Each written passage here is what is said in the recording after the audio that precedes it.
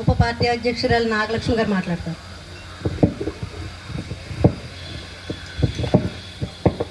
అందరికీ నమస్కారం. అలాగే గౌరవనీయులు ఎమ్మెల్యే శ్రీ రాపాక వరప్రసాద్ గారికి నా నమస్కారం. అలాగే స్టేజ్ మీద ఉన్న పెద్దలందరికీ పేరు పేరున నా నమస్కారం.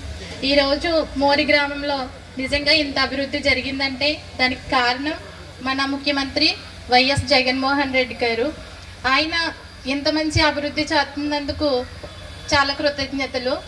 గారు మంచి పరిపాలన చేస్తున్నారనేసి అనుకోవాలి. ఇంతకుముందు ముఖ్యమంత్రిగా చేసిన వాళ్ళు ఎవరు కూడా ఈ రకంగా ఆలోచించింది లేదు. చిన్న తరగతి నుంచి పెద్ద తరగతి వరకు ఉచిత ఎడ్యుకేషన్ చదువు అనేది అందిస్తున్నారు. ప్రతి ఒక్కటి కూడా ఆయన అందరి గురించి ఆలోచిస్తున్నారు. సీఎం అంటే మన రాష్ట్రానికే సీఎం కాకుండా ప్రతి ఒక్క కుటుంబంలోనూ ఒక అక్కకి తమ్ముడిగా, చెల్లికి అన్నగా, కుటుంబ పెద్దగా నిలబడ్డారు. ఆయన పరిపాలన ఎప్పటికీ మనం ఇలాగే కోరుకోవాలి. ఇలాగే ఉండాలంటే మనం అందరం ఆయనకి ఓటేసి గెలిపించుకోవాలి. అదే రకంగా మన రాజుల నియోజకవర్గంలో మన ఎమ్మెల్యే వరప్రసాద్ గారు ప్రతి కుటుంబంలోనూ ఒక మనిషి.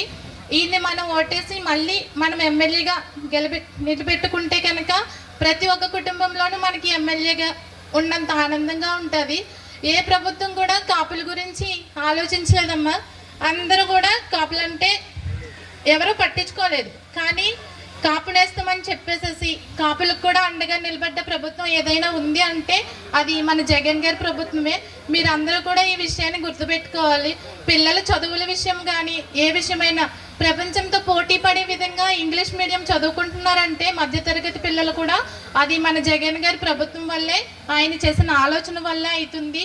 ప్రతి ప్రభుత్వం కూడా వచ్చి మేము ఇది చేస్తాం అది చేస్తాం అంటున్నారు. శ్రీలంకతో పోల్చారు ఒక ఆయన అయితే. అలాంటిది ముగ్గురు పిల్లలుంటే ముగ్గురు పిల్లలకు కూడా 15,000 రూపాయలు చెప్పిన ఇచ్చేస్తానని హామీలు ఇస్తున్నారు. అదే కనుక సాధ్యమైతే మన జగన్ గారు ఎందుకు చేయరు? సాధ్యమైందే మన జగన్ గారు చెప్తారు, అదే జరిగిస్తారు. ఇదంతా కూడా మీరు అందరూ గమనించి మంచి నిర్ణయం తీసుకుని ఈసారి ఎన్నికల్లో గట్టిగా బుద్ధి చెప్పాలి. 175కి 175 ఖచ్చితంగా రావాలి. మీ అందరూ కూడా ప్రతి ఒక్కరితో చెప్పి మన ప్రభుత్వం గురించి అక్కడ సీఎంగా మన జగన్ అన్నని, ఇక్కడ మన రాజుల నియోజకవర్గంలో మన వరప్రసాద్ గారిని గెలిపించుకోవాలని కోరుతున్నాను. థ్యాంక్ యూ అండి, నాకు ఈ అవకాశం ఇచ్చిన అధ్యక్షుల వారికి.